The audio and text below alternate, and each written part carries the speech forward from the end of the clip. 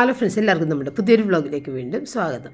ഇന്ന് 23-ാം തീയതിയാണ് കേട്ടോ. അപ്പോൾ നമ്മളുടെ വൈൻ എടുക്കേണ്ട ദിവസം എന്ന് പറഞ്ഞാൽ 25-ാമത്തെ ദിവസമായിരുന്നു. നമ്മൾ 30-ാം തീയതിയാണ് വൈൻ ഇട്ടിട്ടുണ്ടായിരുന്നത്. പക്ഷേ നമുക്ക് 25 എന്ന് പറയുമ്പോൾ ക്രിസ്മസിൻ്റെ ആ ദിവസമല്ലേ. അപ്പോൾ അതിന് മുന്നേ നമുക്ക് ഓരോ സ്ഥലത്ത് കൊടുക്കാനുള്ളതുമൊക്കെ തലേന്ന് തന്നെ 24-ാം തീയതി കൊടുക്കണം. അപ്പോൾ അതുകൊണ്ട് 23-ാം തീയതി ഞാൻ വൈൻ എടുത്ത്. അപ്പോൾ ഇത്തവണത്തെ വൈൻ എൻ്റെ റെസിപ്പി ആയിരുന്നില്ല, വേറൊരു റെസിപ്പിയാണ് ഇട്ടിട്ടുണ്ടായിരുന്നത്.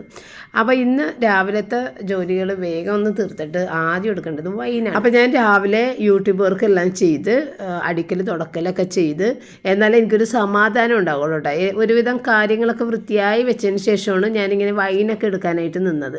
അപ്പോൾ പുട്ടിൻ്റെ പൊടി ഞാൻ നനച്ച് വെച്ചിട്ടുണ്ട്. നമ്മൾ സ്റ്റീംഡ് പുട്ടുപൊടി ആയതുകൊണ്ട് നേരത്തെ നനച്ച് വെച്ച് കഴിഞ്ഞാൽ വരുമ്പോഴത്തേക്കും ഞാനിപ്പോൾ ഇന്നും മേലൊക്കെ കഴുകി വൃത്തിയായിട്ട് വന്നതിന് ശേഷം അപ്പോൾ ആ പുട്ടിൻ്റെ പൊടിയൊക്കെ അവിടെ കുതിർന്ന് ആവശ്യത്തിനൊക്കെ ഇരിക്കുന്നുണ്ടായിരുന്നു. അപ്പോൾ അതാണ് ഇപ്പോൾ രാവിലെ വന്നിട്ട് ചെയ്തുകൊണ്ടിരിക്കണം. അപ്പോൾ പുട്ട് അവിടെ ഉണ്ടാക്കിക്കൊണ്ടിരിക്കുന്ന സമയത്ത് നമുക്ക് വൈനിൻ്റെ കാര്യങ്ങളൊക്കെ ഇടാം. കാരണം പഴമുണ്ട്, വേറെ കറികളൊന്നും ഉണ്ടാക്കണ്ട. അപ്പോൾ അങ്ങനെ വൈൻ എടുത്തിട്ടുണ്ട്. അപ്പോൾ ഇടയ്ക്ക് 1-2 ദിവസം നമ്മൾ ഒന്ന് ഇളക്കി കൊടുത്ത് ഞാൻ കാണിച്ചിട്ടുണ്ടായിരുന്നു. അപ്പോൾ ഇതിനകത്ത് ഈസ്റ്റ് ഞാനൊരു തരി ഇട്ടിട്ടുണ്ടായിരുന്നു. ഈസ്റ്റ് ഇട്ടിട്ടുണ്ടെങ്കിൽ ദിവസം ഇളക്കണം എന്നുള്ളത് ഞാൻ പറഞ്ഞിട്ടുണ്ടായിരുന്നു. ദിവസം ഇളക്കണമെങ്കിൽ നല്ല പണിയാണ്, എനിക്ക് ഭയങ്കര മടിയാണ്. അതുകൊണ്ട് തന്നെ ഞാൻ ഈസ്റ്റ് ഇടാറില്ല. എങ്കിലും ഇതെൻ്റെ റെസിപ്പിയല്ല, അതിനകത്ത് ഇത്തിരി ഈസ്റ്റ് ഇടണം എന്ന് അവർ പ്രത്യേകം പറഞ്ഞേക്കുന്നത് കൊണ്ട് ഞാനൊരു തരി വളരെ കുറച്ചേ ഇട്ടിട്ടുണ്ടായിരുന്നുള്ളൂ. അപ്പോൾ ഈ ഇളക്കാതിരുന്ന് നേരിടണമെങ്കിൽ ഇതിലൊരു കട്ടിയായിട്ടുള്ള പാട വന്ന് മീതെ ഇങ്ങനെ കിടന്നിട്ട് അത് കട്ടി കൂടി ഒരു നല്ല ഒരു 1 ഇഞ്ച് കട്ടിയിലൊക്കെ ആയിപ്പോവും. ഇതിപ്പോൾ ഞാൻ 2 ദിവസം ഇടയ്ക്കൊന്ന് ഇളക്കിയത് കൊണ്ട് അത്രയും കട്ടിക്ക് ആ ഒരു ലെയർ വന്നിട്ടുണ്ടായിരുന്നില്ല. എങ്കിൽ തന്നെയും ഒരു 1/4 ഇഞ്ച് കട്ടിക്ക് ഒരു ജെല്ലി പോലെ ഉണ്ടായിരുന്നു. അപ്പോൾ അതാണ് ഈ ഡെയിലി ഇളക്കിയിരുന്നുണ്ടെങ്കിലുള്ള ഒരു കുഴപ്പം. എങ്കിലും വൈൻ കുഴപ്പമില്ലാതെ കിട്ടിയിട്ടുണ്ട്. ആവശ്യത്തിനുള്ള കളറും ഉണ്ട്.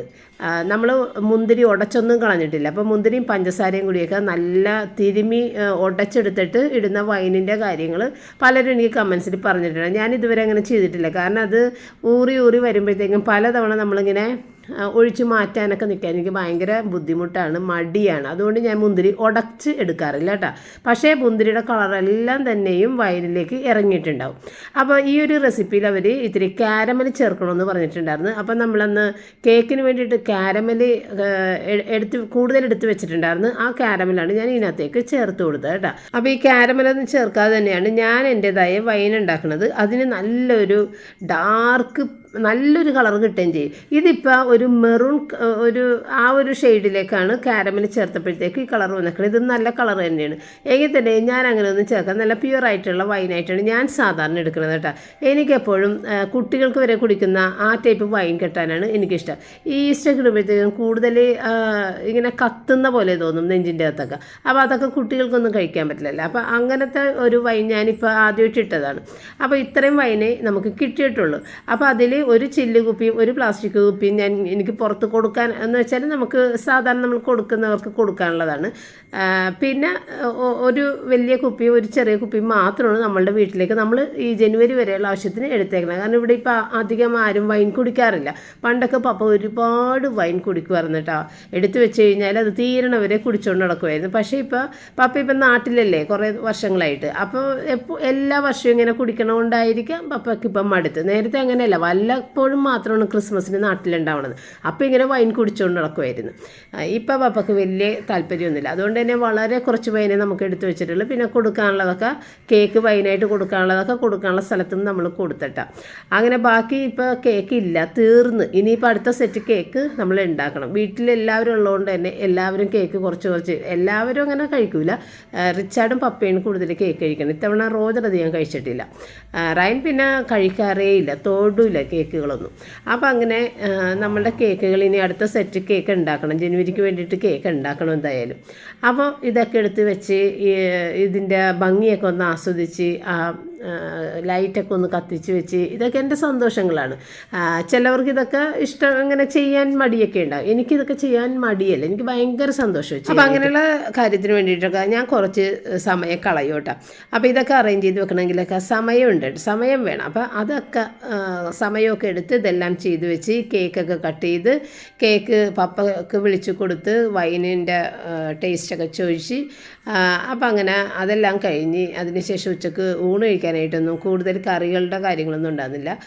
തലേദിവസത്തെ ചിക്കൻ കറി വെച്ചില്ലേ അതുണ്ടായിരുന്നു, മീൻ വറുത്തുണ്ടായിരുന്നു, സാമ്പാർ ഞാനിപ്പോൾ വെച്ചതാണ്. പിന്നെ റിച്ചാർഡിന് ഇത്തിരി മുട്ടയും കൂടി പൊരിച്ച്. പിന്നെ അതൊക്കെ കഴിഞ്ഞിട്ട് നമ്മുടെ റൂബി കൊച്ചിനെ ഒന്ന് സന്തോഷിപ്പിക്കാൻ വേണ്ടിയിട്ട് ഞാനങ്ങനെ വന്ന് അവിടെ ഇരുന്നിട്ട് റിച്ചാർഡിൻ്റെ മുറിയിൽ. അപ്പോൾ റിച്ചാർഡ് അവൾക്ക് ഹാപ്പി ആയിട്ടിരിക്കാൻ വേണ്ടിയിട്ട് ഇടയ്ക്കിടയ്ക്ക് ഇങ്ങനെ ഇത്തിരി ട്രീറ്റ് ഇങ്ങനെ കൊടുക്കൊണ്ട് ഇവർക്ക് ഏറ്റവും ഇഷ്ടപ്പെട്ട ഒരു സംഭവം. അപ്പോൾ അതൊക്കെ എടുത്തുകൊണ്ട് വന്ന് അങ്ങനെ അതൊക്കെ കഴിച്ച്. പിന്നെ റൂബി കുഞ്ഞിനുള്ള ചിക്കനൊക്കെ നേരത്തെ തന്നെ കൊടുത്തിട്ടുണ്ടായിരുന്നു ഞാൻ. അപ്പോൾ ഇത് ചുമ്മാ അവൾക്കൊരു സ്നാക്ക് പോലെ കൊടുക്കണം. അപ്പോൾ അവളുടെ സന്തോഷവും അവളെ കുറച്ച് നേരം നോക്കിയില്ലെങ്കിൽ അവൾക്ക് ഭയങ്കര സങ്കടമാണ്. അപ്പോൾ അവളുടെ ഹീറ്റായിരിക്കണമെന്ന് ഞാൻ പറഞ്ഞില്ല, അതൊക്കെ കുറഞ്ഞിട്ടുണ്ട് എങ്കിലും ഒരു ഇത്തിരി പൂർണ്ണമായിട്ടും കഴിഞ്ഞിട്ടില്ല. അപ്പോൾ അവൾക്ക് അതിൻ്റേതായ ബുദ്ധിമുട്ടുകളും ഉണ്ട് കേട്ടോ. പിന്നെ ഈ ഒരു മസാലപ്പൊടിയുടെ കാര്യം എല്ലാവരും ചോദിച്ചു. ഇതാണ് ഞാൻ ഫ്ലിപ്കാർട്ടിൽ നിന്ന് മേടിച്ച എനിക്ക് ഇഷ്ടപ്പെട്ട് നല്ല മസാലപ്പൊടിയാണെന്ന് പറഞ്ഞില്ലേ, അതാണ് കേട്ടോ. അതിൻ്റെ ലിങ്ക് നമുക്ക് തരാൻ പറ്റൂല, അതുകൊണ്ടാണ് ഞാൻ ഫോട്ടോ കാണിച്ചു തന്നത്. ഇത് 23-ാം തീയതി ഏകദേശം രാത്രി 12 മണി ഉള്ള ഒരു കാഴ്ചയാണ്. വഴി മുഴുവൻ വണ്ടിയാണ് കേട്ടോ പാർക്ക് ചെയ്തേക്കുന്നത്. കാരണം അപ്പുറത്തെ ഗ്രൗണ്ടിൽ DJ നടക്കുന്നുണ്ട്. അപ്പോൾ DJ കാണാൻ വേണ്ടി വന്ന ആളുകളുടെ തിരക്കാണ്. നമ്മളുടെ ഗ്രൗണ്ടിൽ അമ്യൂസ്മെൻറ്റ് പാർക്ക് ഇല്ലാത്തതുകൊണ്ട് തന്നെ തിരക്കുകളൊന്നുമില്ല, ഇരുട്ടായിട്ട് കിടക്കുന്നതാണ്. എന്നാലും ഒരു പണിയൊട്ട് തീർത്തതുമില്ല.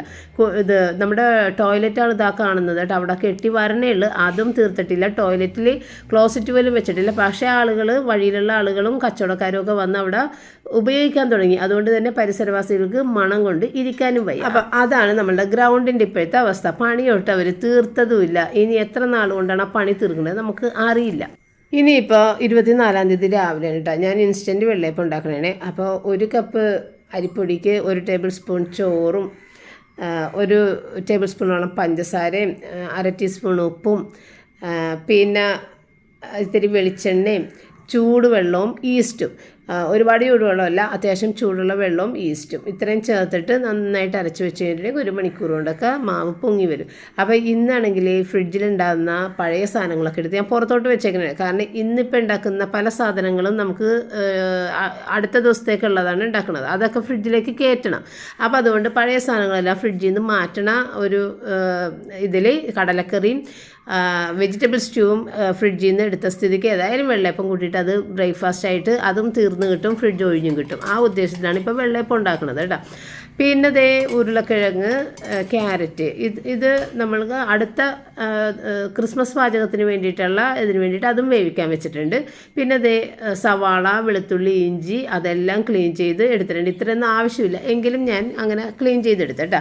പിന്നെ എനിക്ക് ഈ പറഞ്ഞതുപോലെ തുടക്കാതെ നിവർത്തിയില്ല. കാരണം എന്ത് പൊടിയാണെന്ന് പറയുമ്പോൾ നമ്മൾ രാവിലെ തുടച്ച് ഒരു ഉച്ചക്ക് ഒരു 3 മണിയോടുകൂടി നോക്കിയാൽ പിന്നെ നമ്മൾ നടക്കുമ്പോൾ തെന്നാൻ തുടങ്ങും, അത്രയും പൊടിയാണ്. അപ്പം നമുക്ക് 2 തവണ തുടക്കേണ്ടി വരും. രാത്രി പ്രാർത്ഥനയ്ക്ക് മുമ്പും രാവിലെയും തുടക്കേണ്ടി വരും. അപ്പോൾ അങ്ങനെ ഭയങ്കര പൊടിയാണ് ഈ സമയത്ത്. അങ്ങനെ ഞാനതെല്ലാം തുടക്കലെല്ലാം കഴിഞ്ഞ് പിന്നെ പോയി കുളിച്ച് ഡ്രസ്സൊക്കെ മാറി വന്ന് വെള്ളയപ്പം ഉണ്ടായിക്കൊണ്ടിരിക്കുന്നുണ്ട്. പിന്നെ കഴിക്കാനുള്ളത് അത്യാവശ്യം പപ്പയ്ക്ക് വേണ്ടതൊക്കെ ഞാൻ അപ്പുറത്തേക്ക് ആദ്യം തന്നെ ഉണ്ട് വെച്ച്, പിള്ളേരൊക്കെ സാവധാനേ കഴിക്കുള്ളൂ. അപ്പോൾ ഞാൻ ഏതായാലും കട്ട്ലറ്റിന് വേണ്ടിയിട്ട് നമ്മൾ ബീഫെല്ലാം വേവിച്ച് വെച്ചിട്ടുണ്ടായിരുന്നില്ല, വെറുതെ ഉപ്പ് മാത്രം ഇട്ടിട്ട് വേവിച്ച ബീഫാണ് കേട്ടോ. കാരണം ഞാൻ പറഞ്ഞിട്ടുള്ളത് മഞ്ഞൾപ്പൊടി അങ്ങനെയൊക്കെ ഇട്ട് കഴിഞ്ഞിട്ട് എനിക്ക് സ്റ്റൂവിന് എടുക്കാനായിട്ട് പറ്റില്ല. അതുകൊണ്ട് എല്ലാ ബീഫും കൂടിയിട്ട് വെറുതെ ഉപ്പ് മാത്രം ചേർത്തിട്ടാണ് വേവിച്ചിട്ടുണ്ടായിരുന്നത്. അപ്പോൾ ആ ഉപ്പ് മാത്രം ചേർത്ത് വേവിച്ച ബീഫാണ് ഇപ്പം ഞാൻ കീമയായിട്ട് എടുത്തത്. പിന്നെ ഇതിനകത്തേക്ക് കട്ട്ലറ്റിൻ്റെ ആ കൂട്ടിലേക്ക് വേണ്ടിയിട്ട് പച്ചമുളക്, ഇഞ്ചി, വെളുത്തുള്ളി, സവാള എല്ലാം കൂടി തന്നെ മിക്സിയിൽ ഒന്ന് കറക്കിയെടുത്ത് കേട്ടോ. അല്ലാതെ നിവർത്തിയില്ല, കാരണം നേരമില്ല നമുക്ക് ഈ ചോപ്പറിലിട്ട് വലിക്കാനുള്ള നേരമൊന്നുമില്ല. അപ്പോൾ ഏതായാലും ഇത് എളുപ്പത്തിൽ ഞാൻ ചെയ്താൽ കേട്ടോ, കുഴപ്പമൊന്നുമില്ല, നന്നായിട്ട് തന്നെ കിട്ടി. അപ്പോൾ ആദ്യം ഇഞ്ചി പച്ചമുളകും കൂടിയിട്ടും പിന്നെ ഇഞ്ചി ഇത്തിരി ഹാർഡാണല്ലോ, പിന്നെ സവാളയും വെളുത്തുള്ളിയും കൂടി ചേർത്തിട്ട് ഒന്നിച്ച് ആക്കിയെടുത്ത് കേട്ടോ. പിന്നെ ഇനി കട്ട്ലറ്റ് ഉണ്ടാക്കാൻ വേണ്ടിയിട്ട് നന്നായിട്ട് ഇത്തിരി പരന്ന പാത്രം തന്നെ എടുക്കണം നല്ലത്. അപ്പോൾ വേഗം ഒന്ന് വാടി കിട്ടും കേട്ടോ. അപ്പോൾ അതുകൊണ്ട് നമ്മൾ ഈ ഒരു വട്ടം കൂടി ഒരു പാത്രം തന്നെ എടുത്തിട്ടാ. അപ്പോൾ ഞാൻ എണ്ണയൊന്നും ഒഴിച്ചിട്ടില്ല, കാരണം നോൺ സ്റ്റിക്ക് ആയതുകൊണ്ട് നമ്മൾ എണ്ണ ഒഴിച്ച് ചൂടാകാൻ വേണ്ടി വെയിറ്റ് ചെയ്യേണ്ടത്. ഇതങ്ങോട്ട് ഇട്ട് കഴിഞ്ഞിട്ട് പാത്രം ചൂടാകുന്ന നേരം കൊണ്ട് എണ്ണ ഒഴിച്ച് കൊടുത്താൽ മതിയല്ല. അപ്പോൾ നോൺ സ്റ്റിക്കിലാണെന്നുണ്ടെങ്കിൽ ഇങ്ങനെയൊക്കെ ഞാൻ ചെയ്യും. മറ്റുള്ളത് നന്നായിട്ട് തന്നെ സ്റ്റീലിൻ്റെ പാത്രങ്ങളാണെങ്കിലും ഇരുമ്പിൻ്റെ പാത്രങ്ങളാണെങ്കിലും നന്നായിട്ട് ചൂടായി എണ്ണ ഒഴിച്ച് വീണ്ടും ചൂടായതിന് ശേഷം ഇതൊക്കെ ഇടാൻ പാടുള്ളൂ കേട്ടോ. അപ്പോൾ നെയ്യും ഇത്തിരി വെളിച്ചെണ്ണയും കൂടി ചേർത്തിട്ടാണ് ഇടുന്നത് കേട്ടോ, രണ്ടും കൂടി ചേർത്തിട്ട് ഇട്ടത്. അപ്പോൾ ഒരു നല്ലൊരു പ്രത്യേക ടേസ്റ്റ് ഇട്ട് ഇത്തിരി നെയ്യും കൂടി ഇട്ട് കൊടുക്കുമ്പോൾ, എന്നിട്ട് അത് പതിയെ ഒന്ന് നിറം മാറി വരുമ്പോഴത്തേക്കും അതിനകത്തേക്ക് നമ്മൾ പൊടികൾ എടുത്തേക്കണത് ഗരം മസാല, മുളക് പൊടി, മഞ്ഞൾപ്പൊടി, ഇത്തിരി പെരിഞ്ജീരകത്തിൻ്റെ പൊടിയും കുരുമുളക് പൊടിയും. അപ്പോൾ പെരിഞ്ജീരകത്തിൻ്റെ പൊടിയാണ് ഈ സൈഡിൽ ഇത്തിരി കിടക്കണം, നടുക്ക് കിടക്കുന്നത് ഗരം മസാലയാണ്, അതാണ് ഇത്തിരി കൂടുതലുള്ളത്. അപ്പോൾ അത് 4 കൂടി ചേർത്തിട്ട് മല്ലിപ്പൊടി ഇല്ല കേട്ടോ, മല്ലിപ്പൊടി ഇടാറില്ല, അതൊന്നിട്ടിട്ട് നന്നായിട്ടൊന്ന് മിക്സ് ചെയ്തെടുക്കണം. അപ്പോൾ എനിക്ക് എൻ്റെ കയ്യിൽ മല്ലിയില ഉണ്ടായിരുന്നില്ല. അപ്പോൾ പപ്പ പോർക്ക് മേടിക്കാനായിട്ട് പോയിട്ടുണ്ട്, മല്ലിയിലയും കൂടി മേടിച്ചിട്ടുണ്ട് പിന്നെ എന്ന് പറഞ്ഞിട്ടുണ്ടായിരുന്നു. പക്ഷേ പപ്പ മറന്നുപോയി, മല്ലിയില മേടിച്ചിട്ടുണ്ടായിരുന്നില്ല. കുഴപ്പമില്ല, മല്ലിയില ഇട്ടില്ലെങ്കിലും നല്ല ടേസ്റ്റുള്ള കട്ട്ലറ്റ് തന്നെയായിരുന്നു. അപ്പോൾ മല്ലിയിലയും കൂടി ഇടുന്നതാണ് എനിക്കിഷ്ടം കേട്ടോ. അപ്പം കീമയിട്ട് ഇത്തിരി ഉപ്പും കൂടി ഇട്ട്, കാരണം നമുക്ക് ഉരുളക്കിഴങ്ങും കൂടി ഇട്ട് ആക്കുമ്പോൾ ആ ഒരു ഉപ്പ് കറക്റ്റായിട്ട് വരാൻ വേണ്ടിയിട്ട് ഇപ്പം ഇത്തിരി ഉപ്പ് കൂടുതൽ ഇട്ടതാണ് കേട്ടോ. അപ്പോൾ ആ ഉപ്പും കൂടി ഇട്ടിട്ട് അത് ഞാൻ കീമ ഇങ്ങനെ മറിച്ച് നന്നായിട്ട് മൊരിച്ചെടുത്ത് കേട്ടോ. അപ്പോൾ ആ സമയത്ത് പപ്പ പോയിട്ട് ദേ ഈ ഒരു ഡ്രില്ലിങ് മെഷീൻ മേടിച്ചിട്ടുണ്ട് പറഞ്ഞിട്ട് ഇത് നമ്മൾ വാടകയ്ക്ക് എടുക്കുന്നതാണ് കേട്ടോ. ഇവിടെ ഇതിൻ്റെ ഫുൾ സെറ്റ് ഡ്രില്ലിങ് മെഷീനും എല്ലാം കൂടിയുള്ള സെറ്റ് മേടിച്ചിട്ട് അത് സ്ഥിരമായിട്ട് നമുക്കിവിടെ വെച്ച് ഉപയോഗിക്കാമെന്ന് പറഞ്ഞു കഴിഞ്ഞാൽ പപ്പ സമ്മതിക്കൂല കേട്ടോ. പപ്പക്ക് അതൊക്കെ വേസ്റ്റ് പരിപാടിയായിട്ടാണ് പപ്പ പറഞ്ഞത്. എന്തിന് വല്ലപ്പോഴും ഉപയോഗിക്കുന്ന ഒരു സാധനം ഇത്രയും രൂപ 4000-5000 രൂപ കൊടുക്കണം കേട്ടോ അതിൻ്റെ ഒരു ഫുൾ സെറ്റിന്. അപ്പോൾ അതെന്തിനാണ് അത്രയും പൈസ കളയണത്? ഇത് വല്ലപ്പോഴും മാത്രം ഒന്ന് ഹോളിടാൻ വേണ്ടിയിട്ടല്ലേ. അത് ഇതേ തൊട്ടടുത്ത് കടയുണ്ട്, അവിടെ നിന്ന് ഞാൻ വാടക എടുത്തുകൊണ്ട് വരാം, ഒരു 50 രൂപ കൊടുത്താൽ മതി വാടക എന്നും പറഞ്ഞിട്ട് പോയി എടുത്തുകൊണ്ട് വരണം കേട്ടോ. അപ്പോൾ റിച്ചാർഡ് ഇങ്ങനെ മാർക്ക് ചെയ്ത് കൊടുത്തേക്കണോണ്ട് തന്നെ പപ്പക്ക് അവിടെ കറക്റ്റായിട്ട് അങ്ങോട്ട് ഡ്രില്ല് വെച്ചാൽ മതി കേട്ടോ. അപ്പോൾ അതിൻ്റെ കുറച്ച് സംഭവങ്ങളൊക്കെ മേടിക്കണമുണ്ടായിരുന്നു, അതൊക്കെ പപ്പ പോയിട്ട് മേടിച്ചിട്ടുണ്ടായിരുന്നു കേട്ടോ. അപ്പോൾ നമ്മളുടെ പാൻട്രി കബേർഡിൻ്റെ ആ സൈഡിലില്ല, ആ വാളിൽ ഒരു ഫോട്ടോ വെക്കണം, അവിടെ ഡ്രില്ല് ചെയ്യണം. പിന്നെ ഈ തുണി ഇടണ ടർക്കി ഇടണ ഹാങ്ങറില്ലേ, ഇത് ഹാൻഡ് ടർക്കി ഇടണ അത്, പിന്നെ ഈ ഒരു സൈഡിലൊരു ഫോട്ടോ, സ്റ്റെയർകേസിൻ്റെ കയറുമ്പോഴുള്ള റൈറ്റ് സൈഡിലൊരു ഫോട്ടോ നേരത്തെ ഇരുന്ന് വെച്ചതായിരുന്നു, അതവിടെ അടച്ചു കളഞ്ഞിട്ടുണ്ടായിരുന്നു ആണിയൊക്കെ പറിച്ച് കളഞ്ഞിട്ട്. അപ്പോൾ അവിടെ ഒരു ഫോട്ടോ വെക്കണം, പിന്നെ ഇവിടെ ഒരു ഫോട്ടോ വെക്കണം. അപ്പോൾ ഇത്രയും സ്ഥലത്ത് നമുക്ക് ഈ ഒരു ഡ്രില്ല് ചെയ്യണം കേട്ടോ. അപ്പോൾ പണ്ട് നമ്മളുടെ യൂട്യൂബ് പ്ലേ ബട്ടൺ ആ സൈഡിലിരിക്കേണ്ട, അതിന് ഡ്രില്ല് ചെയ്യാൻ വേണ്ടിയിട്ടാണ് ഇത് വാടകയ്ക്ക് പണ്ട് എടുത്തിട്ടുണ്ടായിരുന്നത്. അതിന് ശേഷം 5 വർഷത്തിന് ശേഷമാണ് ഇപ്പോൾ ഈ ഡ്രില്ല് നമുക്ക് ഇപ്പോൾ ആവശ്യം വന്നത്. അപ്പോൾ പപ്പ പറഞ്ഞത് അതുപോലെ വല്ലപ്പോഴും അല്ല ആവശ്യമുള്ളൂ, പിന്നെ എന്തിനാണ് ഇതിൻ്റെ ഫുൾ സെറ്റൊക്കെ നമ്മുടെ വീട്ടിൽ മേടിച്ച് വെച്ചിട്ട് എന്നുള്ളതാണ് പുള്ളിയുടെ ചോദ്യം. നമുക്ക് തൊട്ടടുത്ത് തന്നെ ഇതൊക്കെ റെൻറ്റിന് കൊടുക്കുന്ന കടകളുണ്ട്, അപ്പോൾ അതൊക്കെ എടുത്താൽ പോരെ, ഇതൊക്കെയാണ് പുള്ളി പറഞ്ഞത് കേട്ടോ. അങ്ങനെ എന്ത് ചെയ്താലും പുള്ളി അങ്ങനത്തെ സാധനങ്ങളൊന്നും മേടിക്കാനും സമ്മതിക്കില്ല. അപ്പോൾ ദേ പപ്പ പോയിട്ട് പോർക്കൊക്കെ മേടിച്ചു കൊണ്ടുവന്ന് വെച്ചിട്ട് അത് അവിടെ തന്നെ ഇരിക്കണേണ്. എനിക്ക് എടുക്കാൻ സാധിച്ചില്ല, കാരണം ഇവർ അങ്ങോട്ടും ഇങ്ങോട്ടൊക്കെ വിളിക്കുമ്പോൾ ഞാൻ പോകണല്ലേ. അപ്പോൾ അങ്ങനെ അതിൻ്റെ പിന്നാലെയും ഞാൻ നടക്കുന്നു. അപ്പോൾ കട്ട്ലറ്റിൻ്റെ ഉരുളക്കിഴങ്ങൊക്കെ ഇരുന്ന് തണുത്തട്ടാ, കട്ട്ലറ്റിൻ്റെ ആ ഒരു കീമയും തണുത്തിട്ടുണ്ട്. അപ്പോൾ ഞാൻ വിചാരിച്ച് ഏതായാലും അത് ഇനിയും ഇരുന്ന് തണുത്ത് ഹാർഡാകണ്ടെന്ന് വിചാരിച്ച് ഉരുളക്കിഴങ്ങൊക്കെ പുഴുങ്ങിയതൊക്കെ ചേർത്തിട്ട് ഒന്ന് കുഴച്ചെടുക്കണം. അപ്പോൾ ഈ സമയത്ത് മല്ലിയില ഇട്ടാലും മതി, പക്ഷേ എൻ്റെ കയ്യിൽ മല്ലിയില ഇല്ല, അതുകൊണ്ട് ഇട്ടില്ല. എന്ന് വെച്ചാൽ ഒരു കുഴപ്പമില്ല, നല്ല ടേസ്റ്റ് തന്നെയായിരുന്നു കേട്ടോ. അങ്ങനെ ഞാനൊരു ഇത് നമ്മുടെ പാത്രത്തിൻ്റെ ഒരു അടപ്പെടുത്തിട്ട് അതിൻ്റെ അകത്ത് വെച്ചിട്ട് ഷേപ്പ് ചെയ്തിട്ടാ. അപ്പോൾ അധികം കുഞ്ഞു കട്ട്ലറ്റ് അല്ല, ഒരു 8 കട്ട്ലറ്റ് നമുക്ക്, അതായത് റിച്ചാർഡ് കഴിക്കൂല, ബാക്കി നമുക്ക് 2 കട്ട്ലറ്റ് വെച്ചിട്ട്, അത് ഹെവിയാണ്, ഭയങ്കര വലിയ സൈസാണ്, അതുകൊണ്ട് നമുക്ക് ഒരെണ്ണമൊക്കെ കഴിച്ചു കഴിഞ്ഞാൽ തന്നെ വയറ് നിറയും. അപ്പോൾ ഒരുപാട് എണ്ണ ഇല്ലെന്ന് മാത്രം, പക്ഷേ അത് കൂടുതലുണ്ട്.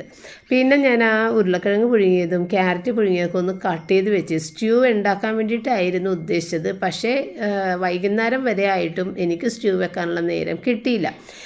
അപ്പോൾ ആ പുഴുങ്ങിയതൊക്കെ അവിടെ തന്നെ ഇരിക്കണേണ്, ഇപ്പം ഉണ്ടാക്കാന്നുള്ള ചിന്തയിൽ ഞാനത് അവിടെ തന്നെ വെച്ചെങ്കിലും ഉണ്ടാക്കാൻ പറ്റിയില്ല. അപ്പോൾ പോർക്ക് ഏതായാലും വേഗം ആക്കിയെടുക്കുക, കാരണം ഉച്ചക്ക് ഊണിനെ കൂടിയിട്ട് നമുക്കിവിടെ വേറെ കറികളൊന്നുമില്ല, എന്തെങ്കിലുമൊക്കെ ഉണ്ടാക്കിയെടുക്കാതെ നിവർത്തിയില്ല. അപ്പോൾ ഞാൻ വിചാരിച്ചു ഏതായാലും പോർക്ക് വെക്കണം. പപ്പ മാത്രമാണ് പോർക്ക് നമ്മുടെ വീട്ടിൽ കഴിക്കണത്, വേറെ ആരും കഴിക്കില്ല. നമ്മുടെ നാട്ടിൽ പോർക്ക്, ഡക്ക്, ഇത് മട്ടൻ, ഇങ്ങനെയുള്ള കാര്യങ്ങളൊക്കെ ഇരിക്കുള്ളൂ സ്പെഷ്യലായിട്ട് വെക്കണം. പക്ഷേ നമ്മുടെ വീട്ടിൽ ഈ 3 സാധനങ്ങളും ആർക്കും വേണ്ടാത്തതാണ്, ആരും കഴിക്കാത്തതാണ്. പപ്പ മാത്രമാണ് ഇത് കഴിക്കണത്, ഡക്ക് ഞങ്ങൾ ആരും കഴിക്കില്ല. അപ്പോൾ പിന്നെ അങ്ങനെയുള്ള സ്പെഷ്യലൊന്നും നമുക്ക് പറ്റേയില്ല. അതുകൊണ്ട് നമ്മൾ ഈ പോർക്ക് പപ്പയ്ക്ക് വേണ്ടി മാത്രം, മറ്റുള്ള ബീഫ് ചിക്കനൊക്കെ ഞങ്ങൾക്ക് വേണ്ടിയിട്ട്. അപ്പോൾ പോർക്കിന് വേണ്ടിയിട്ടില്ലേ, വെളുത്തുള്ളി, ഇഞ്ചി, ഇത്തിരി കടുക്, മുളക് പൊടി, മഞ്ഞൾപ്പൊടി, ഇത്തിരി ഗരം മസാല, ഒരിത്തിരി ചെറിയ ജീരകത്തിൻ്റെ പൊടിയും കൂടി ചേർക്കണം കേട്ടോ. അത് ഞാൻ ഏറ്റവും അവസാനമാണ് ചേർത്തത്, ഇപ്പോൾ ചേർത്തത് ഗരം മസാലയാണ്. ഇത്രയും ചേർത്തിട്ട് ഉപ്പും ആവശ്യത്തിനുള്ള വിനാഗിരിയും ചേർത്തിട്ടാണ് നമ്മൾ അരക്കണത് കേട്ടോ. വെള്ളം ചേർത്തിട്ടുള്ള വിനാഗിരി ചേർത്തിട്ട് അരച്ചെടുക്കും. അപ്പോൾ ഇതാണ് ചെറിയ ജീരകത്തിൻ്റെ പൊടി, ഭയങ്കര ടേസ്റ്റാണിത്. ഇത് നമ്മളുടെ ഫോർട്ട് കൊച്ചിക്കാരുടെ സ്പെഷ്യലായിട്ടുള്ള പോർക്ക് വിന്താലുമാണ്.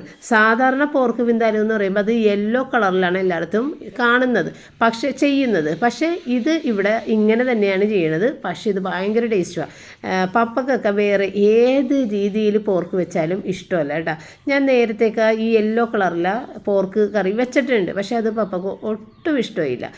പപ്പ പറഞ്ഞത് നമ്മൾ വെക്കുന്ന അത് തന്നെ പറ്റുള്ളൂ. ഇവിടെ അങ്ങനെയാണ് വെക്കുന്നത് തന്നെ. പപ്പക്ക് അത് വേറൊരു റെസിപ്പിയായിട്ട് ചെയ്ത് കഴിഞ്ഞാൽ ഇഷ്ടമല്ല. അപ്പോൾ അതുകൊണ്ട് നമ്മൾ എപ്പോഴും ചെയ്യുന്ന അതേ രീതിയിൽ തന്നെയാണ് ഇപ്പോഴും ചെയ്യണത്. അപ്പോൾ നമ്മൾ ഇത്തിരി പച്ചമുളക്, ഇഞ്ചി, വെളുത്തുള്ളി, സവാള എല്ലാം കൂടി വഴറ്റിയിട്ട്, ചെറിയ ഉള്ളി എടുക്കണമെങ്കിൽ അതാണ് നല്ലത്. അതെല്ലാം കൂടി വഴറ്റിയിട്ട് നമ്മൾ ഈ അരച്ച് വെച്ചതും ചേർത്തിട്ട് നന്നായിട്ട് മൊരിഞ്ഞ് വരുമ്പോഴത്തേക്കും പോർക്കും കൂടി ഇട്ട്, പോർക്കും ആവശ്യത്തിനുള്ള ഉപ്പ് വേണമെന്നുണ്ടെങ്കിൽ അതും കൂടി ചേർത്തിട്ട് വിനാഗിരി ഏതായാലും ഇട്ടിട്ടാണ് നമ്മൾ അരച്ചേക്കണം. ഉപ്പ് ഇട്ടിട്ടുണ്ട് എങ്കിലും നോക്കിയിട്ട് എന്തെങ്കിലും ഒരു കുറവുണ്ടെങ്കിൽ മാത്രം ഇട്ട് കൊടുത്താൽ മതി. അപ്പോൾ ഇതിനകത്ത് ഇത്തിരി ഒന്ന് കൈവെള്ളം മാത്രം തളിച്ചിട്ടാണ് ഞാൻ വേവിക്കാൻ വെച്ചത്. കാരണം ഇതിനകത്ത് നിന്ന് ഇത്തിരി വെള്ളം വരുമല്ല. പിന്നെ ആണെങ്കിൽ ഈ പോർക്കൊക്കെ കുക്കറിൽ വെച്ച് കഴിഞ്ഞിട്ടുണ്ടെങ്കിൽ വെന്ത് വല്ലാതെ പോവും. അതുകൊണ്ട് തന്നെയും നമുക്ക് ഇടക്കിടക്ക് നോക്കിയെടുത്ത് വേവിക്കാമെന്ന് വിചാരിച്ചു തന്നെ പാത്രത്തിൽ തുറന്ന് വെച്ചിട്ട് തന്നെയാണ് വേവിക്കണത് കേട്ടോ. അപ്പോൾ ഇത് ഏകദേശം ഒരു 15 മിനിറ്റ് ഒന്നും ആയില്ല. അതിനു മുമ്പ് തന്നെ പോർക്ക് നല്ല സോഫ്റ്റ് ആയിട്ട് നല്ല സൂപ്പർ പോർക്കാണ് കിട്ടിയത്. കറിയും നല്ല ടേസ്റ്റ് ആയിരുന്നു എന്നാണ് കഴിച്ചിട്ട് പറഞ്ഞത്. ഞാൻ കഴിക്കാറില്ലല്ലോ, അതുകൊണ്ട് ഞാൻ ടേസ്റ്റ് ചെയ്തിട്ടില്ല. പിന്നെ ഫോട്ടോ വെക്കാനുള്ളത് അപ്പ പോയി മേടിച്ചതാണ് കേട്ടോ. ഇത് പപ്പ ഈ ഡ്രില്ല് ചെയ്തുകൊണ്ടിരിക്കുന്ന സമയത്ത് റയനും റിച്ചാർഡും കൂടി പോയി മേടിച്ചുകൊണ്ട് വന്നാണ്. നമ്മുടെ ലാസ്റ്റ് സപ്പറിൻ്റെ ഫോട്ടോയും കർത്താവിൻ്റെ പൂങ്കാവനത്തിൽ പ്രാർത്ഥിക്കുന്ന ആ ഫോട്ടോയും. രണ്ട് നല്ല സൂപ്പർ ഫോട്ടോ ഞങ്ങൾക്ക് ഭയങ്കര ഇഷ്ടപ്പെട്ടു. ഇപ്പോഴത്തെ ഫോട്ടോകളെന്ന് പറഞ്ഞത് അക്രലിക്കാണ്. അതിൽ ചില്ലൊന്നും ഇല്ല കേട്ടോ, ഗ്ലാസ് ഒന്നും ഇട്ടിട്ടില്ല. ചുമ്മാ ഫോട്ടോ ഫ്രെയിമിൽ ഈ ഫോട്ടോ പിടിപ്പിച്ചിരിക്കുന്നതാണ്. അത് നമുക്ക് പൊടിയൊക്കെ പിടിക്കുമ്പോൾ ക്ലീൻ ചെയ്യാനൊക്കെ ഒരു ബുദ്ധിമുട്ടുമില്ല. അതിലെ കളറുകളൊന്നും പോകില്ല. നമ്മളുടെ മറ്റുള്ള ഫോട്ടോ എന്ന് പറയുമ്പോൾ അതിൽ ഗ്ലാസ് ഇട്ടിരുന്നുണ്ടെങ്കിൽ ആ ഫോട്ടോ പൊടി പിടിച്ചാൽ നമുക്ക് ക്ലീൻ ചെയ്ത് കഴിഞ്ഞാൽ അതും കേടായി പോകും. ഇത് അങ്ങനെയല്ല, ഇത് നമുക്ക് ക്ലീൻ ചെയ്തെടുക്കാം, വെയിറ്റും ഇല്ല ഒട്ടും. അപ്പോൾ അതൊക്കെ പിടിപ്പിക്കണമെന്നുണ്ടെങ്കിലും ഇത്തിരി പണി കൂടുതലാണ് കേട്ടോ. കാരണം ഈ നിൽക്കാനായിട്ട് സ്റ്റെയർ കേസിന് നിൽക്കണമെന്നുണ്ടെങ്കിൽ നമുക്ക് വേറെ ടൈപ്പ് ലാഡർ നമ്മൾ റെൻറ്റിന് എടുത്തുകൊണ്ട് വന്നാലേ പറ്റുള്ളൂ. പെയിൻറ്റിങ്ങിൻ്റെ സമയത്തൊക്കെ നമ്മൾ ആ ലാഡർ പോയി എടുത്തിട്ടുണ്ടായിരുന്നു. അത് അവർ തന്നെ പണിക്കാർ തന്നെ പോയി എടുത്തിട്ടുണ്ടായിരുന്നു. അത് ഭയങ്കര വലുതാണ് കേട്ടോ. അതൊക്കെ എടുത്തുകൊണ്ട് വരാൻ തന്നെ പണിയാണ്. അതുകൊണ്ട് നമ്മളത് എടുക്കാൻ പോയില്ല. അത്യാവശ്യം എല്ലാവരും കൂടി ചേർന്ന് അതൊക്കെ ചെയ്ത് ആ സമയത്ത് ഇടക്ക് വന്നിട്ട് ഞാൻ എൻ്റേതായ അടുക്കള പണിയിലും നോക്കണുണ്ട് കേട്ടോ. കാരണം ചിക്കനൊക്കെ വെള്ളത്തിലിട്ടിട്ട് കുറച്ച് നേരമായി. അപ്പോൾ അതൊക്കെ ഒന്ന് കട്ട് ചെയ്ത് അതിൻ്റെ ബ്രസ്റ്റ് പീസിൻ്റെ മാത്രം എടുത്തിട്ട് എല്ലിൻ്റെ ചെറിയ ഇതൊക്കെ ഉണ്ടെങ്കിൽ അതൊക്കെ ഒന്ന് കട്ട് ചെയ്ത് മാറ്റി അതൊന്ന് മാരിനേറ്റൊക്കെ ചെയ്ത് വെക്കണം കേട്ടോ. അപ്പോൾ അതിൻ്റെ ഇടയ്ക്ക് ഞാനിവിടെ വന്ന് നോക്കുകയും ചെയ്യുന്നുണ്ട്. അപ്പോൾ എൻ്റെ ജോലികൾക്കിടയിൽ ഈ ഒരു സംഭവം വന്നത് ഞാൻ വിചാരിച്ച ജോലി ചെയ്ത് തീർക്കാൻ പറ്റാത്തൊരവസ്ഥയിലേക്ക് എത്തിച്ചു. അപ്പോൾ ഇതുപോലെ ലാഡർ ഒന്ന് റയൻ ചരിച്ച് പിടിച്ചു കൊടുത്തിട്ടാണ് പപ്പന കയറ്റിയിട്ട് അതിൽ ഡ്രില്ലൊക്കെ ചെയ്യിച്ച് ഫോട്ടോയൊക്കെ ഇട്ടത് കേട്ടോ.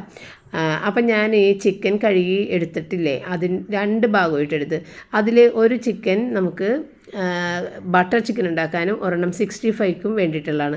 അപ്പോൾ 2 എണ്ണത്തിലേക്ക് നമുക്ക് വെളുത്തുള്ളി ഇഞ്ചി പേസ്റ്റ് ഇടണം. അപ്പോൾ ഇപ്പോഴാണ് വെളുത്തുള്ളി ഇഞ്ചി പേസ്റ്റൊക്കെ അരച്ചെടുത്തത് കേട്ടോ. അപ്പോൾ അത് 2 എണ്ണത്തിലേക്കും ഇട്ട് പിന്നെ നമ്മളുടെ ബട്ടർ ചിക്കന് വേണ്ടിയിട്ട് മുളക് പൊടിയും മാത്രം ഉപ്പും മാത്രം ഇട്ടാൽ മതി, വേറെ ഒന്നും ഇടേണ്ട. അതിനകത്ത് മാരിനേറ്റ് ചെയ്യണം. അപ്പോൾ ബട്ടർ ചിക്കനിലേക്ക് നമ്മളിട്ടത് മുളക് പൊടി, വെളുത്തുള്ളി ഇഞ്ചി പേസ്റ്റ്, ഉപ്പ്, കാശ്മീരി ചില്ലി പൗഡറാണ് കേട്ടോ. എരിവുള്ള മുളക് പൊടിയാണെങ്കിൽ കുറച്ച് ഇടാൻ പാടുള്ളൂ. അപ്പോൾ അത് അത്രയും മാത്രം മതി. ആ 3 സാധനം ചേർത്തിട്ട് അവിടെ ആ ചിക്കൻ വെച്ചിട്ടുണ്ട്. ഇതിനകത്തേക്ക് 65ൻ്റെ മിക്സ് ഞാൻ മേടിച്ച് വെച്ചിട്ടുണ്ടായിരുന്നു, അതാണ് ഇട്ടത്. പിന്നെ വെളുത്തുള്ളി ഇഞ്ചി പേസ്റ്റ്, പിന്നെ ഇത്തിരി ചെറുനാരങ്ങ നീരും കൂടി അതിനകത്തേക്ക് ഇട്ട് കൊടുക്കുന്നത്. എൻ്റെ കയ്യിൽ ചെറുനാരങ്ങ നീരില്ല. അപ്പോൾ ഇത് രണ്ടും ഒന്ന് ഞാൻ മാരിനേറ്റ് ചെയ്ത് വെച്ച് ഇനി ഇതൊക്കെ ഒന്ന് ഫ്രൈ ചെയ്തും കൂടി എടുത്ത് വെക്കണം. അപ്പോൾ റിച്ചാർഡിനാണെന്നുണ്ടെങ്കിൽ ഉച്ചക്ക് കഴിക്കാനായിട്ട് ഒന്നും തന്നെ ഇല്ല, ഞങ്ങൾക്ക് ആർക്കും തന്നെ ഒന്നുമില്ല. അപ്പോൾ പപ്പക്ക് പോർക്ക് കഴിക്കാമല്ലോ വെച്ച് ഞാൻ വേഗം പോർക്ക് വെച്ചിട്ടുണ്ട്. പിന്നെ ഈ ചിക്കൻ 65 ഒക്കെ അടുത്ത ദിവസത്തേക്കാണെങ്കിൽ അതിനകത്തുനിന്ന് ഒരു 5-6 കഷ്ണം എടുത്തിട്ട് അതൊന്ന് വറുത്ത് റിച്ചാർഡിന് ഉച്ചക്ക് ചോറിന് കൊടുക്കാമെന്ന് വിചാരിച്ച്. അപ്പോൾ ഇത് നന്നായിട്ട് മാരിനേറ്റ് ചെയ്തതിന് ശേഷം മാത്രം നമ്മൾ അതിൻ്റെ മീതയിലേക്ക് കുറച്ച് കോൺഫ്ലോർ ഇട്ടിട്ട് ഇതുപോലെ ഒന്ന് മിക്സ് ചെയ്ത് വെക്കുക. ആദ്യം തന്നെ കോൺഫ്ലോർ ഇട്ട് കഴിഞ്ഞാൽ എല്ലാം കൂടി അങ്ങോട്ട് കുഴഞ്ഞു പോകും. അപ്പോൾ ഇത്തിരി ക്രിസ്പായിട്ടിരിക്കാൻ വേണ്ടി ഏറ്റവും അവസാനം നമ്മൾ കോൺഫ്ലോർ ഇടുന്നത്. അപ്പോൾ അത് അത്യാവശ്യം റിച്ചാർഡിന് വേണ്ടതൊന്ന് പൊരിച്ചെടുക്കണേ. അതിന് ശേഷം പിന്നെ ഞങ്ങൾക്ക്, അതായത് ഈ പോർക്ക് കഴിക്കാത്ത ആളുകൾക്ക് വേണ്ടിയിട്ട് ഇത്തിരി ബീഫ് ഞാൻ എടുത്തിട്ട് ഉരുളക്കിഴങ്ങിട്ട് ഒരു കറി വെക്കണുണ്ട്. അപ്പോൾ അത് എനിക്ക് ഭയങ്കര ഇഷ്ടമുള്ളൊരു കറിയാണല്ലോ, ഉരുളക്കിഴങ്ങിട്ടിട്ട്. അപ്പോൾ ഏതായാലും അതിന്ന് കഴിക്കാം. പിറ്റേ ദിവസം നമ്മൾ അങ്ങനത്തെ കറികളൊന്നും വെക്കണില്ല, ഉരുളക്കിഴങ്ങിട്ടിട്ടുള്ളതൊന്നും വെക്കണില്ല. അപ്പോൾ അങ്ങനെ ഞാൻ വേഗം ഉരുളക്കിഴങ്ങ് അരിഞ്ഞെടുത്ത്, പിന്നെ നമ്മൾ ഇഞ്ചി പച്ചമുളകൊക്കെ എല്ലാം ക്ലീൻ ചെയ്ത് വെച്ചേക്കണല്ലേ, അപ്പോൾ അതെല്ലാം കൂടി ഒന്ന് അരിഞ്ഞെടുത്തിട്ട്, ഉപ്പ് മാത്രം ഇട്ട് വേവിച്ച ബീഫാണല്ലോ, അപ്പോൾ നമ്മൾ മറ്റുള്ള സാധനങ്ങളൊക്കെ ഇട്ടിട്ട് വഴച്ചെടുക്കണം. അപ്പോൾ പപ്പ, റിച്ചാർഡ്, റയൻ 3 പേരാണ് കഴിച്ചത് കേട്ടോ. അപ്പോൾ റിച്ചാർഡ് ചിക്കൻ ഫ്രൈ, റയനും ചിക്കൻ ഫ്രൈയും ഇത്തിരി മീൻ വറ്റിച്ചതും കൂടി കൊടുത്തിട്ട് അത് കഴിച്ച്. പപ്പ പോർക്കും കൂട്ടി കഴിച്ച്. ഇനി കഴിക്കാനുള്ളത് ഞാൻ റോജറുമാണ്. റോജർ വരാനായിട്ട് ലേറ്റ് ആകുമെന്ന് എനിക്കറിയാം. ആ നേരം കൊണ്ട് ഈ ഒരു ബീഫ് ഉരുളക്കിഴങ്ങിട്ട് വെച്ച് കഴിഞ്ഞാൽ എനിക്കും കഴിക്കാം, വരുമ്പോൾ റോജറിനും കൊടുക്കാമല്ലോ എന്ന് വിചാരിച്ചിട്ട് ഞാൻ അങ്ങനെ ഉണ്ടാക്കണേണ്. അപ്പോൾ എല്ലാവരും കൂടി ചിക്കൻ ഫ്രൈ ഒക്കെ കഴിക്കാൻ നിന്ന് കഴിഞ്ഞാൽ പിറ്റേ ദിവസത്തേക്ക് ചിക്കൻ ഫ്രൈ വളരെ കുറവായി പോകും. അതുകൊണ്ടാണ് കേട്ടോ വളരെ കുറച്ച് മാത്രം ഉണ്ടാക്കിയിട്ട് റിച്ചാറിന് കൊടുത്തത്. അപ്പോൾ അത് ബാക്കി വെച്ചത് 2-3 പീസ് ഉണ്ടായിരുന്നത് റയനും ഒക്കെ കഴിച്ച് അങ്ങനെ അവരുടെ കാര്യങ്ങൾ. അപ്പോൾ അവർ ഫോട്ടോ എല്ലാം വെച്ചതിന് ശേഷമായിരുന്നു ഭക്ഷണം കഴിക്കാനിരുന്നത്. അപ്പോൾ റിച്ചാനാണെങ്കിൽ എന്നെ കൊണ്ട് പോയിട്ട് ഈ ഫോട്ടോ സെലക്ട് ചെയ്യാനായിരുന്നു ഇഷ്ടം. പക്ഷേ എനിക്ക് ജോലി തിരക്കിൻ്റെ ഇടയിൽ പോകാൻ സാധിച്ചില്ല. അതുകൊണ്ട് അവൻ അവിടെ നിന്ന് വാട്സാപ്പിൽ കുറച്ച് ഫോട്ടോസിൻ്റെ ഒക്കെ എടുത്തിട്ട് വിട്ടു തന്നിട്ടുണ്ടായിരുന്നു. അതിലേറ്റവും എനിക്ക് ഇഷ്ടപ്പെട്ടത് ഇതായിരുന്നു. അതുകൊണ്ട് ഞാൻ അതെടുത്ത്, പിന്നെ നമ്മൾ അവിടെ വെച്ചിരുന്ന ഫോട്ടോയാണ് ഇപ്പോൾ കണ്ടത്, അത് ഇപ്പുറത്തേക്ക് മാറ്റി വെച്ച്. പിന്നെ നമ്മളുടെ ഈ ഒരു ഡിവൈൻ മെഴ്സി ജീസസിൻ്റെ പ്രിൻ്റ്, ഈ ഒരു ഫോട്ടോ ഇവിടെ വെച്ച് കേട്ടോ. പിന്നെ ഈ ഒരു പൂങ്കാവനത്തിലിരിക്കുന്ന ഫോട്ടോ ഈ മുകളിലും വെച്ച്. ഭയങ്കര സന്തോഷമായിരുന്നു എനിക്കിത് കണ്ടു കഴിയുമ്പോഴത്തേക്കോട്ടോ. കാരണം ഞങ്ങളുടെ തറവാട്ട് വീട്ടിലൊക്കെ ഈ ഒരു ഫോട്ടോ വാതിക്കൽ വെച്ചിട്ടുണ്ട്. അത് വേറൊരു കളറുള്ളത്, ഒരു ഗ്രേ ഷെയ്ഡുള്ളത്. പക്ഷെ നമ്മളുടെ വീട്ടിൽ ഇതുവരെ അത് വെച്ചിട്ടുണ്ടാകുന്നില്ല. അപ്പോൾ ഏതായാലും ഈ ഒരു സമയത്ത് അതും കൂടി വെച്ചേക്കാമെന്ന് വിചാരിച്ച് അങ്ങനെ അതൊക്കെ വെച്ച്. അപ്പോൾ നമ്മളുടെ ഈ ഒരു ഡിവൈൻ മെഴ്സിയുടെ ഈ ഒരു ഫോട്ടോ ഈ സ്ഥലത്ത് വെക്കുന്നതാണ് കൂടുതൽ നന്നായിട്ട് എന്ന് തോന്നിയതുകൊണ്ട് നമ്മൾ മറ്റേ സൈഡിൽ നിന്ന് എടുത്തിട്ട് ഇപ്പുറത്തേക്ക് വെച്ചതായിരുന്നു കേട്ടോ. അപ്പോൾ അങ്ങനെ എല്ലാം സെറ്റാക്കി. അപ്പോൾ അതങ്ങനെ ചെയ്തുകൊണ്ടിരിക്കുന്ന സമയത്ത് ഞാൻ ഓർഡർ ചെയ്ത് വെച്ചിട്ടുണ്ടായിരുന്ന 12 സ്റ്റീൽ ഹാങ്ങർ വന്നിട്ടുണ്ടായിരുന്നു. അപ്പോൾ അത് ഈ ഒരു ക്യാപ്പ് ഉള്ളതായിരുന്നു ഞാൻ എടുത്തിട്ടുണ്ടായിരുന്നത്. പക്ഷേ ഇതുമെന്ന് അത് തൊടുമ്പോൾ തന്നെ താഴേക്ക് ഊർന്ന് വീണ് പോകണ്ടായിരുന്നു. അതുകൊണ്ട് തന്നെ കിട്ടിയപ്പോഴത്തേക്ക് 3-4 എണ്ണത്തിന് അതില്ല. അങ്ങനെ ഏതായാലും അതൊക്കെ എടുത്ത് നോക്കി. നല്ലതാണ് കേട്ടോ, നല്ല ഹാങ്കറുകളാണ്. അപ്പോൾ എൻ്റെ കയ്യിൽ ഒരുപാട് ഹാങ്കർ ഉണ്ടായിരുന്നത്. ഈ ഇരുമ്പിൻ്റെ ഹാങ്കർ, നമ്മുടെ ഒരു കോട്ടിംഗ് ഉള്ള ഹാങ്കറില്ലേ അത്. അപ്പോൾ ഈ ഇരുമ്പിൻ്റെ ഹാങ്കർ എന്ന് പറയുമ്പോൾ ആ കോട്ടിങ് പൊട്ടിപ്പോയിട്ടുണ്ടെങ്കിൽ പിന്നെ അത് തുരുമ്പ് പിടിക്കാൻ തുടങ്ങും. പിന്നെ പ്ലാസ്റ്റിക് ഹാങ്കറുകൾ കുറേ ഉണ്ടായിരുന്നു. പ്ലാസ്റ്റിക് ഹാങ്കർ എന്ന് പറയുന്നത് പാൻറ്റ്, ജീൻസ്, വെയിറ്റുള്ള എന്തെങ്കിലും തൂക്കി കഴിഞ്ഞിട്ടുണ്ടെങ്കിൽ അതങ്ങോട്ട് വളഞ്ഞു വരും. അപ്പോൾ അതുകൊണ്ട് അത് രണ്ടും എടുക്കാതെ സ്റ്റീലിൻ്റെതൊന്നും മേടിച്ച് ട്രൈ ചെയ്താൽ നോക്കാമെന്ന് വിചാരിച്ചിട്ട് മേടിച്ചാണ് കേട്ടോ. അപ്പോൾ അതൊക്കെ ഇതുപോലെ ഒന്നൊക്കെ ഇട്ട് വെച്ചിട്ട് ഷർട്ടുകളെല്ലാം നല്ല അടിപൊളിയായിട്ട് കിടക്കുന്നുണ്ട്. ഇനിയിപ്പോൾ അടുത്തൊരു പണി എന്ന് പറയുന്നത് നമ്മുടെ ബട്ടർ ചിക്കന് വേണ്ടിയിട്ടുള്ള ചിക്കൻ ആദ്യം ഫ്രൈ ചെയ്ത് മാറ്റണം. കാരണം ആ ചിക്കൻ ഫ്രൈ ചെയ്ത എണ്ണയിലാണ് അതിന് വേണ്ടിയിട്ടുള്ള ഗ്രേവിയുടെ സവാളയെല്ലാം വഴറ്റാനുള്ളത്. അപ്പോൾ അത് വറുക്കാനായിട്ട് അവിടെ ഇട്ടേച്ചും ഞാൻ വേഗം ആദ്യം സവാളയും വെളുത്തുള്ളിയാണ് അത്യാവശ്യം ഇട്ടിട്ട് വഴറ്റേണ്ടത്. അപ്പോൾ ആദ്യം വെളുത്തുള്ളി സവാളയും കട്ട് ചെയ്തെടുത്ത്, പിന്നെ നമുക്ക് തക്കാളിയാണ് പിന്നീടിട്ട് വഴറ്റേണ്ടത്. അപ്പോൾ രണ്ടാമത് തക്കാളി അവിടെ അരിയണ നേരത്തിൽ നമുക്ക് സവാളയൊക്കെ വഴറ്റിക്കൊണ്ടിരിക്കാമല്ലോ. അപ്പോൾ സവാളയും വെളുത്തുള്ളിയും കൂടിയിട്ട് നമ്മൾ വഴറ്റുന്നുണ്ട്. ഒരുപാട് കളറൊന്നും മാറിപ്പോകാൻ പാടില്ല കേട്ടോ. അപ്പോൾ സവാള കുറച്ചൊന്ന് വാടിയതിന് ശേഷം വെളുത്തുള്ളിയും കൂടി ഇട്ടിട്ട്, അപ്പോൾ ഇതിൻ്റെ കളറ് ആ ഒരു ചിക്കൻ ഫ്രൈ ചെയ്ത് റെഡ് കളറായതുകൊണ്ടാണ് കേട്ടോ അങ്ങനെ. അല്ലാതെ ഒട്ടും തന്നെയും കളർ മാറാതെ വേണം സവാള വാട്ടിയെടുക്കാനായിട്ട്. കളർ മാറിപ്പോയിട്ടുണ്ടെങ്കിൽ ഈ ബട്ടർ ചിക്കൻ്റെ ടേസ്റ്റും പോകും, കളറും വ്യത്യാസം വന്നു പോകും. അപ്പോൾ അതുകൊണ്ട് ചെറുതായിട്ടൊന്ന് വാടാൻ മാത്രം പാടുള്ളൂ. പിന്നെ നമുക്ക് ഒരു 10-15 കശുവണ്ടിയും കൂടിയിട്ട് ഇത് അരക്കുന്ന കൂട്ടത്തിൽ വേണം. അപ്പോൾ അതും ഈ കൂട്ടത്തിൽ ഇട്ട് എന്നിട്ട് വേഗം ഇനി തക്കാളി. അപ്പോൾ ഒരു വലിയ സവാള എടുക്കണമെങ്കിൽ 4 തക്കാളി ആ ഒരു കണക്കിന് എടുക്കണം. തക്കാളിയാണ് കൂടുതൽ വേണ്ടത്. അപ്പോൾ അങ്ങനെ തക്കാളിയും കൂടി നല്ല പഴുത്ത തക്കാളിയാണെങ്കിൽ നല്ലൊരു കളർ കിട്ടുകയും ചെയ്യും കേട്ടോ. എന്നിട്ട് ഉപ്പും കൂടി ചേർത്തിട്ട് അതും ചെറിയ രീതിക്കൊന്ന് വഴറ്റിയാൽ മതി, ഒരുപാട് കളർ മാറിപ്പോകരുത്. അപ്പോൾ എണ്ണ ഞാൻ കൂടുതലുള്ളത് മാറ്റിയിട്ടുണ്ടാകുന്നു കേട്ടോ. നമ്മൾ സാധാരണ വെജിറ്റബിൾ ഓയിലിൽ തന്നെയാണ് കേട്ടോ വഴറ്റണത്. ഇത്തിരി ബട്ടർ വേണമെങ്കിൽ ഇട്ട് കൊടുക്കുക, പക്ഷേ ഞാനിപ്പോൾ ബട്ടർ ഇട്ട് കൊടുത്തില്ല, പിന്നീട് ഇടാമെന്ന് വിചാരിച്ചു. പിന്നെ ഗരം മസാലയും മുളക് പൊടിയും മാത്രമാണ് ഇതിനകത്തേക്ക് ഇടുന്നത്. മുളക് പൊടി കാശ്മീരി ചില്ലി പൗഡറാണ്, മറ്റേ മുളക് പൊടിയാണെങ്കിൽ കുറച്ച് ഇടാൻ പാടുള്ളൂ കേട്ടോ. അപ്പോൾ കാശ്മീരി ചില്ലി പൗഡറും ഗരം മസാലയാണ് ഇട്ട് കൊടുത്തത്. എന്നിട്ടതിനെ ഞാൻ തീ ഓഫ് ചെയ്തിട്ട് ഒന്ന് മൂടി വെച്ചതാണ് കേട്ടോ. ഇനി നമുക്കിത് മിക്സിയിൽ അരച്ചെടുക്കണം. അപ്പോൾ തണുത്തിട്ട് മാത്രമേ അരക്കാൻ പാടുള്ളൂ. എന്ത് സാധനങ്ങളും മിക്സിയിൽ അരക്കുമ്പോൾ തണുത്തിട്ട് മാത്രമേ അരക്കാൻ പാടുള്ളൂ, അല്ലെന്നുണ്ടെങ്കിൽ കയ്യിലേക്കൊക്കെ തെറിച്ച് കൈയൊക്കെ പൊള്ളാനുള്ള സാധ്യതയുണ്ട്. അപ്പോൾ അതെല്ലാം ചെയ്ത് കഴിഞ്ഞിട്ട് പിന്നെ ഞാൻ ചെയ്തത് ഒരു കേക്ക് ഉണ്ടാക്കി വെക്കണം, നമ്മുടെ വിപ്പിംഗ് ക്രീമൊക്കെ വെച്ചിട്ടുള്ള കേക്ക്. അപ്പോൾ അതിന് വേണ്ടിയിട്ട് അരക്കപ്പ് പഞ്ചസാര പൊടിച്ചെടുത്ത്. ഇപ്പോൾ നമുക്ക് പാതിര കുർബാനക്ക് പോകാനുണ്ട്, അപ്പോൾ അതുകൊണ്ട് തന്നെ നമുക്ക് തിരക്കുണ്ട്, എത്രയും പെട്ടെന്ന് ചെയ്ത് തീർക്കണം.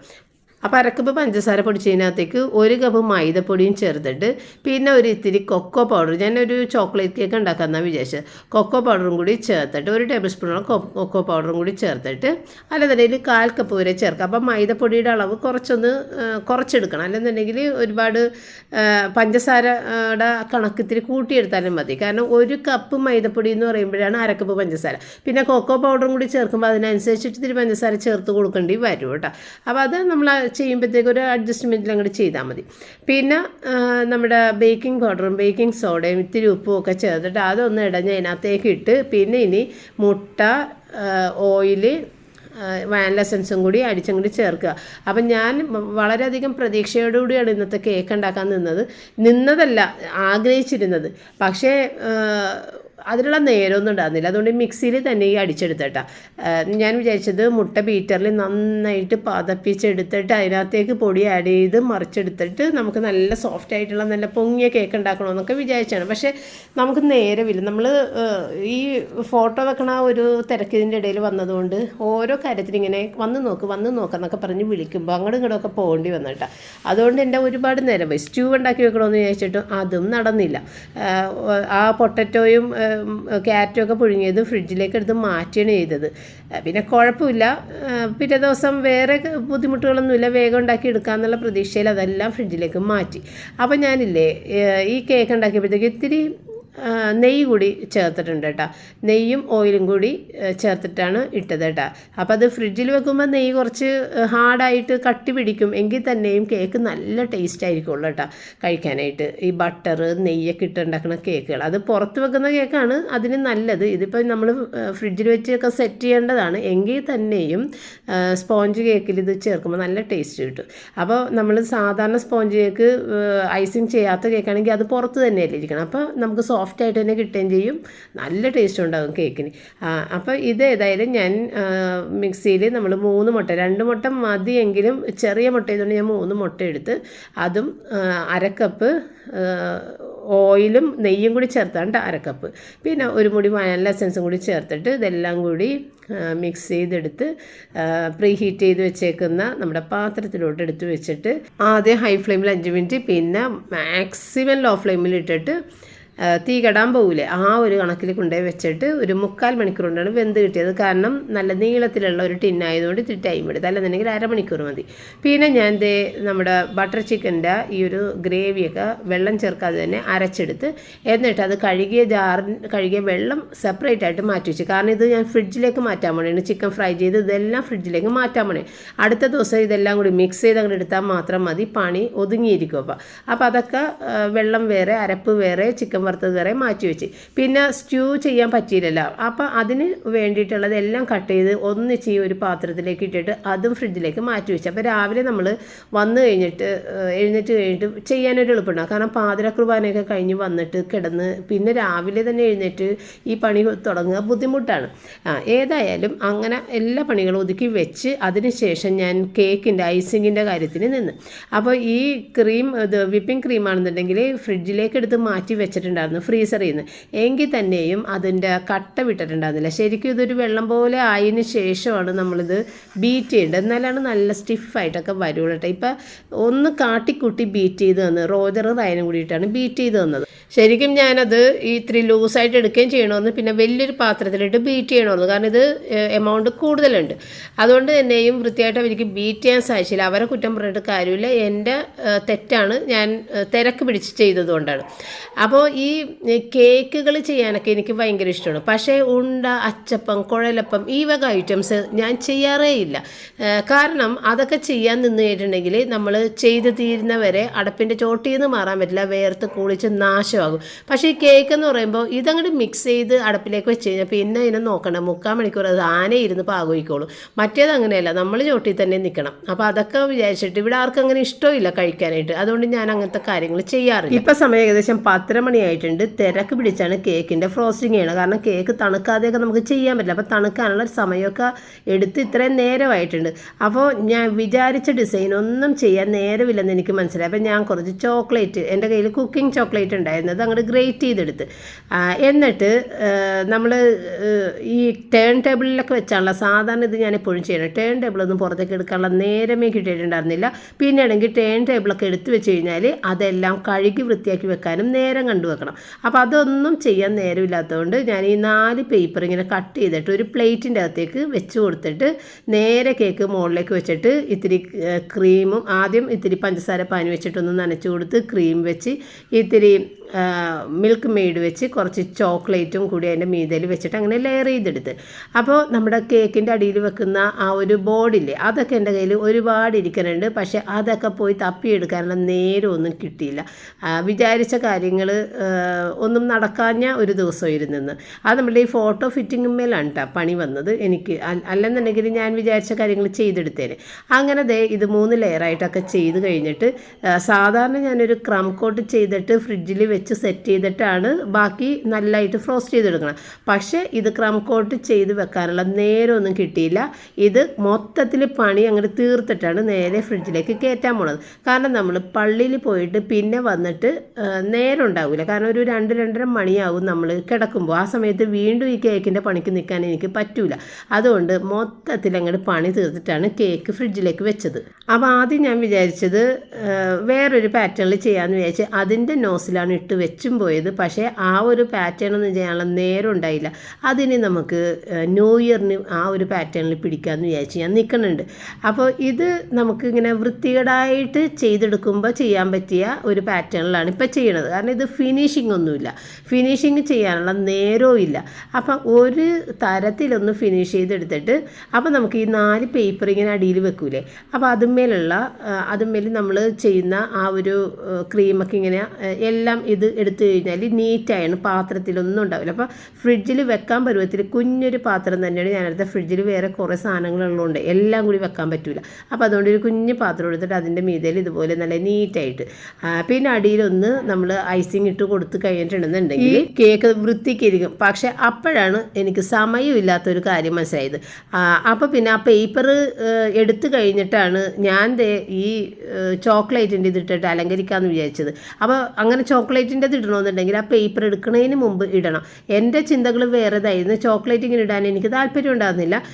അടിവശത്തൊക്കെ സാധാരണ പോലെ ഐസിങ് കൊടുത്തിട്ട് മുകളിൽ വേറൊരു ടൈപ്പ് ഐസിങ് ചെയ്യാമെന്നാണ് വിചാരിച്ചത്. പക്ഷേ അത് നേരമില്ലാഞ്ഞുകൊണ്ട് ഈ രീതിയിൽ ഒരു മോഹൻലാലിൻ്റെ പോലത്തെ ഒരു കേക്ക് വീണ്ടും ഞാൻ റെഡിയാക്കിയിട്ടുണ്ട്. അപ്പോൾ റയൻ എൻ്റെ കൂടെ നിന്ന് ഇതൊക്കെ ചെയ്യുമ്പോൾ അപ്പോൾ ഞാൻ പറഞ്ഞു, എടാ ഈ കേക്ക് മോഹൻലാലിൻ്റെ പോലെ ആയിപ്പോയല്ലാടാന്ന് പറഞ്ഞപ്പോൾ റയൻ പറഞ്ഞു, വെറുതെ മോഹൻലാലിനെ പറയിപ്പിക്കല്ലേ മമ്മി, മോഹൻലാലിന് ചെറിയൊരു ചരിവ് മാത്രമേ ഉള്ളൂ, അല്ലാതെ ഇതുപോലെ ചൊറി പിടിച്ച പോലെയല്ല മോഹൻലാൽ ഇരിക്കണമെന്നും പറഞ്ഞ് അവൻ എന്നെ കളിയാക്കിയിട്ട് പോയിട്ടാ.